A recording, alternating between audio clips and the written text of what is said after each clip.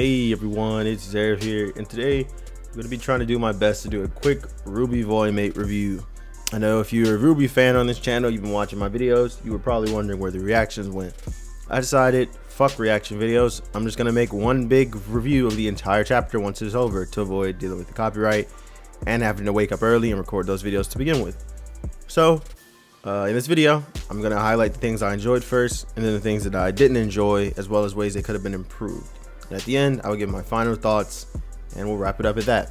So if you'd like to hear those things, please continue watching. Don't forget to subscribe and like the video, and let's dive right into my opinions on RWBY Volume 8.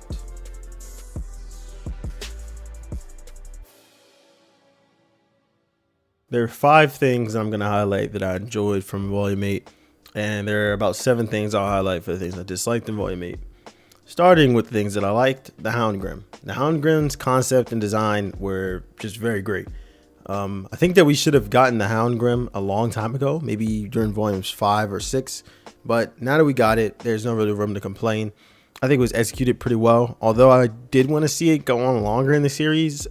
There were a lot of antagonists this volume, and I think having the Houndgrim be another factor while we have a wild card already who's Neo would have just added too many characters to follow and too many enemies to deal with.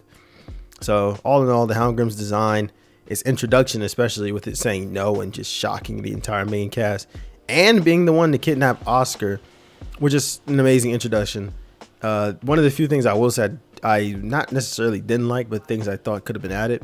I feel like the Houndgrim's design was pretty good, but I feel like it should have been able to do a little more with itself. Maybe use like a combination of all the other Grim abilities. But otherwise, well executed, 10 out of 10. Hazel versus Salem was one of the few fights in this volume that was really interesting to me. Hazel's entire fighting style and the animation and colors and everything about that fight was just really good. Although Salem didn't do as well as I think she should have done to, impress the audience and offer some real intimidation to the main characters that did witness it. We at least got to see Hazel show off, and I think the best part of the fight was when he just grabs Salem and then bites on the fire dust and just starts burning her alive while holding her. It was just like a really badass moment, so 10 out of 10 for that fight. Penny's death. Okay, this is going to be a hard one to talk about without upsetting a lot of people. Let me just give this disclaimer. I do not dislike Penny as a character. I'm not saying Penny's death was a good thing because I didn't like Penny and wanted her to die. I think Penny's death will push the story forward in a way that I already wanted it to go. If you watched any of my reviews for the last volume and how I felt about Penny getting the power, I thought although it was a subversion of expectations, I felt like she was a weird candidate to get the power just because she had just been reintroduced into the story. And I felt like although they wanted to subvert our expectations, it was kind of obvious considering the parallels between her and Winter. Regardless, I thought Winter deserved the power because she'd literally been training her entire life for it and was told she'd get it, whether it was because she wanted it or she wanted to get it to do her duties. The power was entitled to go to her, and in the end it did go to her. I also think Penny's death will finally put the nail in the coffin of the whole discussion of why is Penny even alive. I'm one of those people who thinks Penny should have died and just stayed dead. I'll be honest about that. So her coming back, although I was a bit confused and wondering, this is kind of will make people always question if a character's truly dead. Even now, some people are wondering if Penny's truly dead, and that's kind of comical, but I can't blame them. And I think killing her off here after making her human was really cruel to the audience, because although I don't really care for Penny in terms of I wasn't sad over her death, but at the same time I wasn't cheering over her death. But I do think killing her can push the story in a very interesting direction, especially because now Winter has the powers and RWBY has to deal with the death of one of her friends over her own plans and decisions. Because you have to remember, maybe Penny would have won that fight if she were still a robot. So maybe RWBY making her into a human wasn't the best choice with the Staff of Creation. Maybe she could have just removed the virus. Who knows? I don't know all the details behind how the staff works, and that entire arc was just confusing. We'll get into that later. The voice acting for this arc was really nice for the most part. I think one of the only people who didn't do very well, in my opinion, was Weiss and sometimes Cinder. But voice actors for Watts, for Harriet, for Winter, very good all around. The screams felt real. Like when people screamed in this volume, it felt very real. Minus John. John screaming as he fell into the pit. I watched a couple reactors and they laughed, and I didn't laugh, but I can see why you would laugh at that, because John's always made to be goofy. John always is falling around or stumbling and bumbling, and now watching him jump into a door right as it disappears and fall to his death, quote unquote. Like, how are people not supposed to laugh at that? But anyways, the voice acting for this volume, 10 out of 10 solid, especially for people who I think are doing all their work from home. I think the final thing I really enjoyed about this volume was just Watts in of himself. Watts is a very solid character.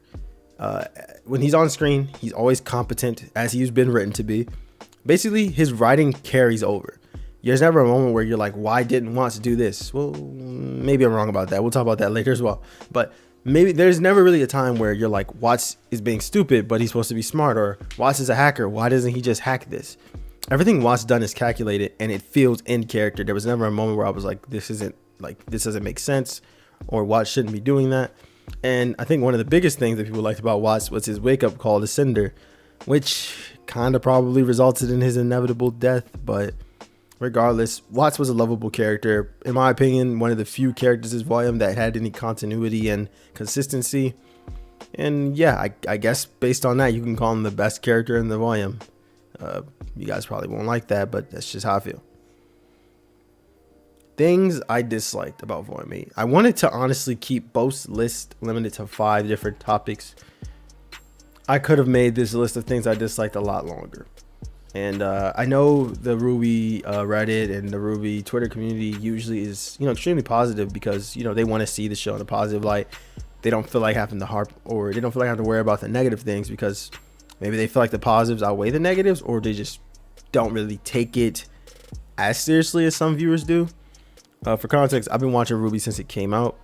I have paid for merch. I bought the games. I used to go around school with this tiny little RWBY plushie that clips onto stuff. I clipped it to my jacket and wore it around school the entire school year. I was a mega fan of RWBY. I still have RWBY shirts. I have a RWBY poster behind me right now. So before you say I'm just some type of RWBY hater or somebody jumping on a hate bandwagon who is not giving the show a chance, I've probably given the show more money than you have. So keep that in mind. Now, as we proceed here and I list these things, try to keep an open mind. I don't want anyone going into this with the explicit reason to try to defend what I'm going to call either bad writing or bad choice. I'm telling you how I feel, and I'm going to give you reasons why, and I'm going to tell you how they can be fixed. If you go into this thinking of you're wrong because of this without hearing me out, obviously you're not going to enjoy what I have to say. Now, with that little tiny little mini tangent to the side, let's talk about it. Salem's presence was weak. Salem, I felt like, should have been a way bigger threat, considering she brought a Mega Grim with her, and she is the series' final character, and characters like Cinder fear her. Cinder being someone who at the end of the series basically killed, quote unquote, almost every main character. She killed Team RWBY.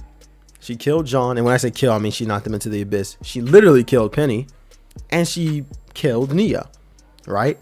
She killed the strongest characters in the series, yet she's afraid of Salem, who lost to Hazel.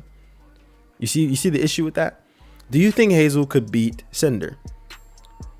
Considering what we saw, if we are to assume that Cinder is afraid of Salem because Salem is stronger, but Hazel beat Salem, or rather overpowered Salem, Hazel can beat Cinder. And you see the problem with that.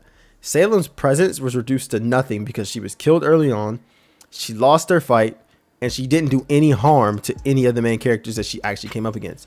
They should no longer be afraid of Salem.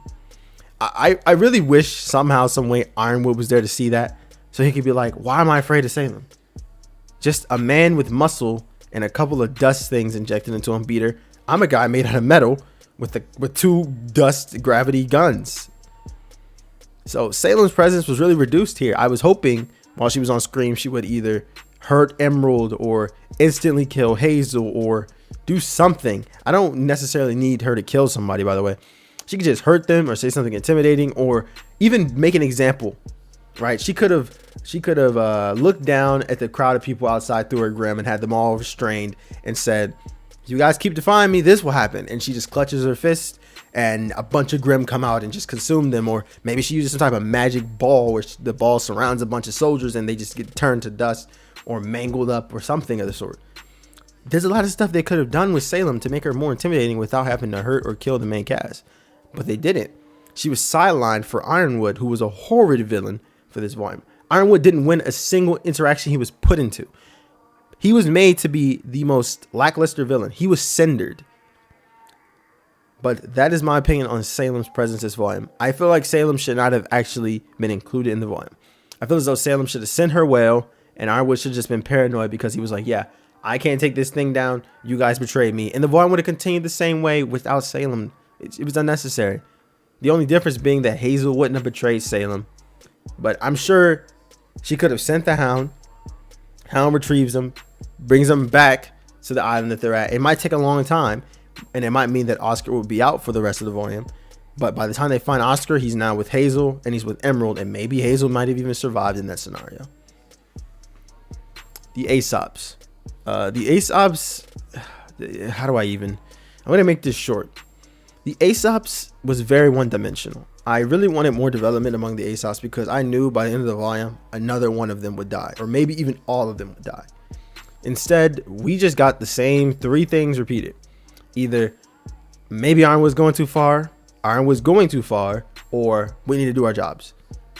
The only time it changed was when Vine died, and it happened very abruptly because they shoved it into a 3-minute segment between Vine and Elm and Harriet. It just felt extremely rushed, and I really wish we could have got more out of the Aesops because I loved Vine's design and voice actor, but upon his death, although I was very disappointed, I wasn't as sad as I feel like I could have been had they had developed his relationship with Elm, who I think he had feelings for, I'm not sure. Or maybe he was just jealous because you remember Ren reads Assemblers and he had green, like green with envy. Maybe he was jealous that he couldn't become a leader, I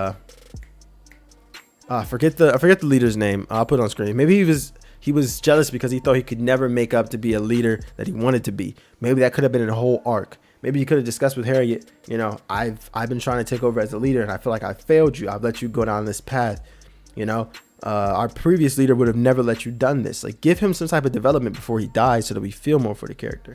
Harriet was just completely annoying the entire time. And of course, she still has thick thighs, so I couldn't hate her too much. And Elm was just kind of there. Marrow never really developed. He was always this, you know, friendly character, even when he got his ass beat by Weiss. So I just feel like the Aesops were kind of underutilized and maybe just should have either been killed off by the end or just not in the volume at all.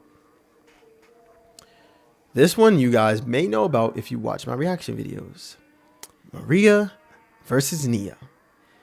For context, at the end of the series, Neo, who fights RWBY and a bunch of other characters, I believe she fought Blake for a brief period of time, and she one-shotted Yang, who had full aura. She one-shotted her. Was fighting Maria and struggled. I don't think she landed a single hit on Maria until she was distracted. Now, people will argue it's because of Maria's semblance, preflexes. That is a great argument. That is a decent argument. Regardless, you have characters who are young, more agile, with stronger semblances, who were one-shotted. You see the issue with that?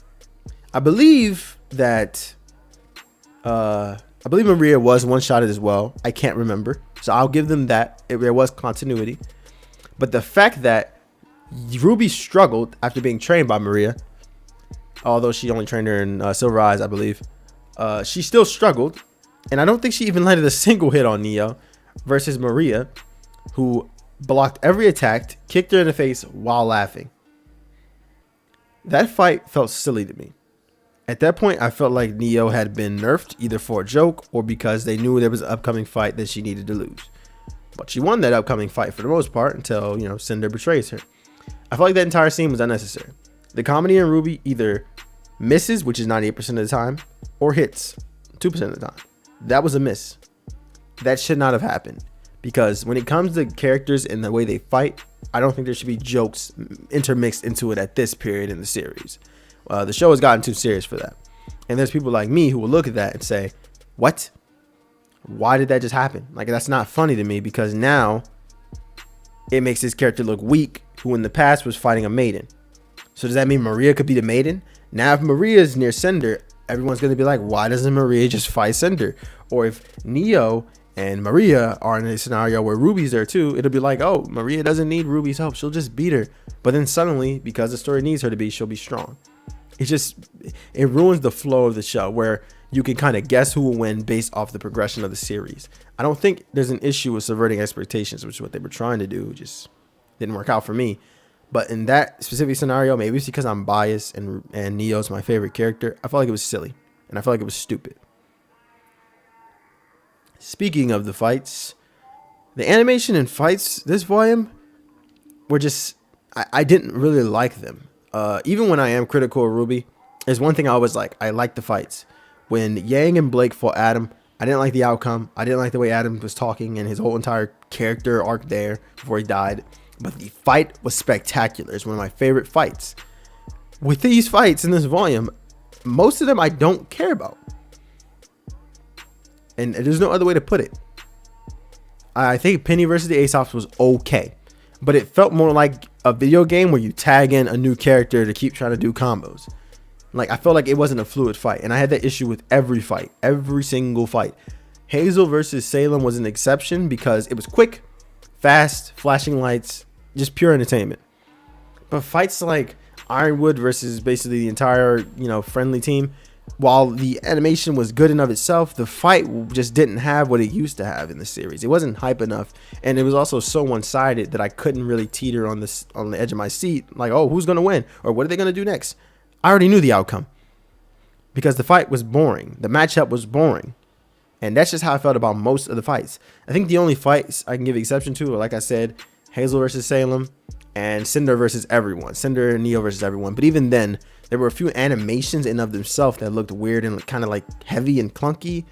Like there was a part where Weiss is like skating around and she swings the staff and knocks Neo into a portal, and Neo just felt extremely heavy and the staff also felt extremely heavy. But it's like the way they moved, like the impact felt heavy, but the way they moved made them seem like they were lighter than anything, as well as the sound design. But I don't know. I don't have a real way of describing it to make it make sense because the way I perceive it might be different from others. But all in all, the animation could have used a little more work, and the fights themselves just don't have the same oomph that they used to have. Ironwood versus Winter. I'm going to try my best not to make this a long portion of the video, but this is mainly why I'm making this video. And I think when I make my Ironwood video, I'll definitely talk about this more in depth. Ironwood versus Winter should have been way more emotional. Ironwood pretty much became Winter's real dad for a while. And I feel like the way that the fight was portrayed, I don't think there was even any like somber music. Like I would have enjoyed if they had like a somber tune playing while they fought, or it was completely silent. Could you imagine if that scene was completely silent with just the sound of their attacks, with maybe some low background music playing and some flashbacks of them spending time together or things he had done with her throughout the volume? The scene would have hit so different knowing that one of them would have to die for the other to succeed or to progress. Instead, we got a couple lines thrown back and forth until Ironwood eventually overpowers her and prepares to go for the kill, but she gets the maiden powers from Penny and completely shrugs Ironwood off, nearly kills him, and goes away.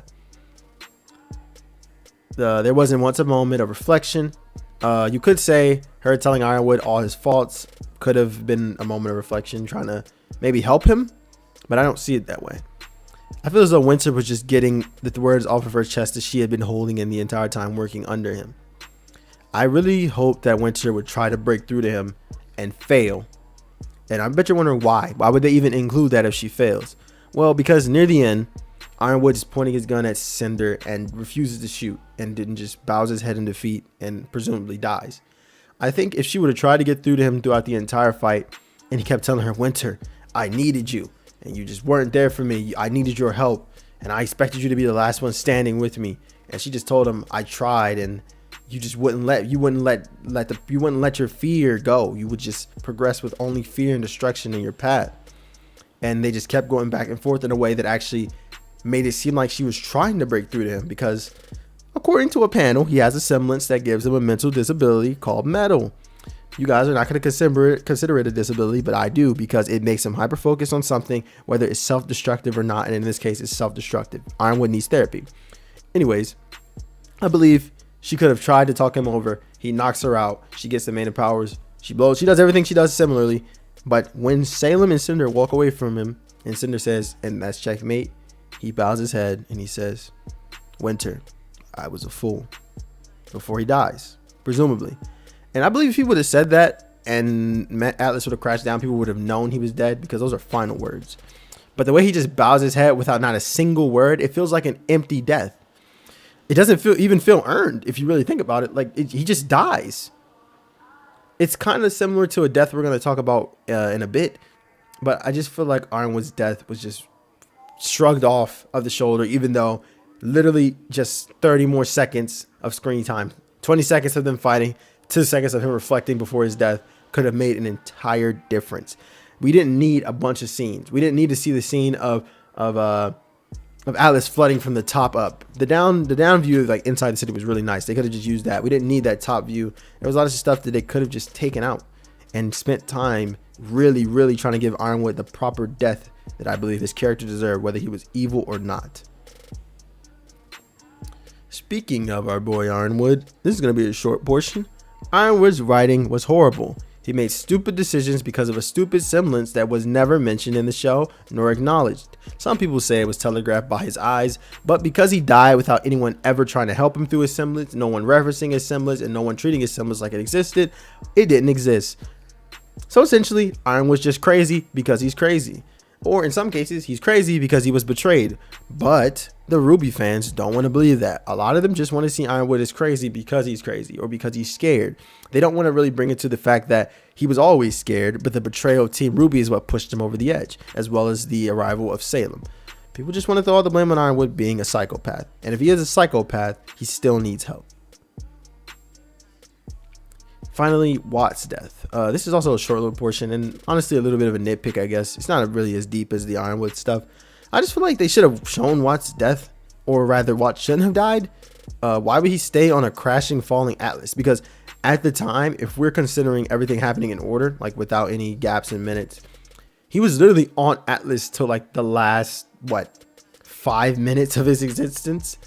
Like it was going to crash down in 5 minutes and he was still there. So was he already planning on going down with the ship? No, because he was trying to escape the room using a chair. So then you just ask yourself, why did Watts stay there and die? Cool, whatever. Let's pretend like we don't have brains for a second. Watts dies. Why not just show that? The thing with this episode is there was a disclaimer about death, but they didn't actually show the deaths. They just showed cutaways or pieces of the character without showing the actual dying process. The warnings are useless, especially considering we've seen characters die on screen. We saw Pyrrha get disintegrated. We saw those deaths. I think the only deaths they cut away to before that were like Lionheart. We saw Adam get stabbed. You want to know why we saw Adam get stabbed? Oh, unlike Penny, who was loved by the community, Adam was hated. Oh, that's why. Oh, is it because Adam? Is it maybe because he's a male? And usually in media, people refuse to show women getting stabbed or hurt directly. Oh, but then you think back to when Adam was alive and he sliced off Yang's arm. Oh, wait. They didn't show that. They cut away to kind of like a blackish screen and her arm is disintegrating. This show has an issue where even though now they're trying to go for a more mature rating, they refuse to show things because, tell don't show. And that's it for my very jumbled up, very messy review of Volume 8. For Volume 9, I expect that the characters will team up with Neo somehow or kill Neo in this other dimension. Or they'll be in this dimension and everything will be upside down. Maybe Neo will talk. Maybe RWBY will have a different personality. Who knows? Or maybe RWBY will be the only normal one and everyone else has a different personality because her silver eyes make her immune. Maybe she has to coax everybody back to their original personalities in order for them to escape. Who knows? All we know is there's going to be a different dimension, and I think they will escape by the end and wake up or arrive in a new version of Remnant under the rule of Salem, or just completely destroyed, and they'll be looking for their friends who have now given up on the fight against Salem now that they disappear. Or maybe things will be the same by the time they get out. Maybe time doesn't pass as long as they're in this dimension. Who knows?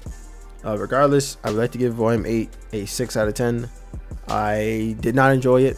I don't think there was really a time where I was excited. The only times I was worried was that I was worried Ironwood would die directly from Winter, which I thought would have been terrible for her character, but she didn't kill him, so Winter's fine. I don't know. This entire volume was very blah for me. I just wanted to get it done. After I'd seen Ironwood kill so many people that he didn't have to kill just because of he was crazy or because of his semblance, whatever reason you want to use, I just kind of stopped caring because I'm biased. He's one of my favorite characters. If for you guys, Blake and Yang just started hating each other out of nowhere, or started hating each other over one argument and just wouldn't get over it, you guys would be upset too. So it's very similar. Or if Blake and Yang, or Blake or Yang, started killing somebody because of an argument, you guys, I'd hopefully would have some problems with that. Like, why are you making this character kill somebody if that wasn't in their character until now? But yeah, that's it for me. It's your boy Zeref signing off. Peace. Thanks for watching. If you like the video, make sure you like it. Comment down below what you like. Dislike it if you don't like it, and tell me what you didn't like. It's your boy Zeref signing off. Peace. Thanks for watching again.